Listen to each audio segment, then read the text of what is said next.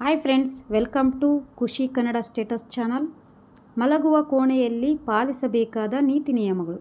ಹಾಸಿಗೆಯ ಎದುರು ಗಡಿಯಾರ ಮತ್ತು ಕ್ಯಾಲೆಂಡರ್ ಇಡಬಾರದು. ಯಾವುದೇ ಕಾರಣಕ್ಕೂ ಹಾಸಿಗೆ ಹಾಸಿರತಕ್ಕಂಥ ಕೋಣೆಯಲ್ಲಿ ಗಡಿಯಾರ ಮತ್ತು ಕ್ಯಾಲೆಂಡರ್ನ ಇಡಬಾರದು.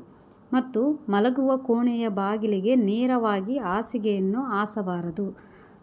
ನೇರವಾಗಿ ಹಾಸುವುದರಿಂದ ಬಾಗಿಲು ಲಕ್ಷ್ಮಿ, ಹಾಗಾಗಿ ನೇರವಾಗಿ ಹಾಸಬಾರದು. ಈ ರೀತಿಯಾಗಿ ಹಾಸುವುದರಿಂದ ದುಡ್ಡಿನ ಸಮಸ್ಯೆ ಉಂಟಾಗುತ್ತದೆ. ಮತ್ತು ಹಾಸಿಗೆಯ ಮೇಲೆ ಕಪ್ಪು ಬಟ್ಟೆಯನ್ನು ಹೊದಿಸಬಾರದು. ಮಲಗುವಂಥ ಹಾಸಿಗೆಯ ಮೇಲೆ ಕಪ್ಪು ಬಟ್ಟೆಯನ್ನು ಹೊದಿಸಬಾರದು. ಮತ್ತು ಹಾಸಿಗೆಯ ಎದುರು ರಾಧಾಕೃಷ್ಣ ಫೋಟೋ ಇರಬೇಕು.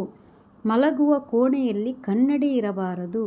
ಮಲಗುವ ಕೋಣೆಯಲ್ಲಿ ಯಾವುದೇ ಕಾರಣಕ್ಕೂ ಕನ್ನಡಿಯನ್ನು ಇಡಬಾರದು. ಮತ್ತು ಉತ್ತರ ದಿಕ್ಕಿಗೆ ತಲೆ ಹಾಕಿ ಮಲಗಬೇಕು. ಮಂಚವನ್ನು ಗೋಡೆಗೆ ತಾಗಿಸಿ ಇಡಬಾರದು. ಕೋಣೆಯ ಮಧ್ಯಭಾಗದಲ್ಲಿ ಇಡಬೇಕು. ನಿದ್ರೆಯ ಸಮಸ್ಯೆ ಇರುವವರು ನವಿಲುಗರಿಯನ್ನು ಪಕ್ಕದಲ್ಲಿ ಇಟ್ಟುಕೊಂಡು ಮಲಗಬೇಕು. ಇದರಿಂದ ನಿದ್ರೆ ಚೆನ್ನಾಗಿ ಬರುತ್ತದೆ. ಮತ್ತು ಎರಡು ಹಾಸಿಗೆಯನ್ನು ಕೂಡಿಸಿ ಮಲಗಬಾರದು. ಇದರಿಂದ ದಾಂಪತ್ಯದಲ್ಲಿ ಕಲಹ ಉಂಟಾಗುತ್ತದೆ. ಈ ನಿಯಮಗಳು ಪಾಲಿಸುವುದರಿಂದ ದಾಂಪತ್ಯದಲ್ಲಿ ಕಲಹ ಆಗಲಿ, ಮನೆಯಲ್ಲಿ ದುಡ್ಡಿನ ಸಮಸ್ಯೆ ಆಗಲಿ ಉಂಟಾಗುವುದಿಲ್ಲ.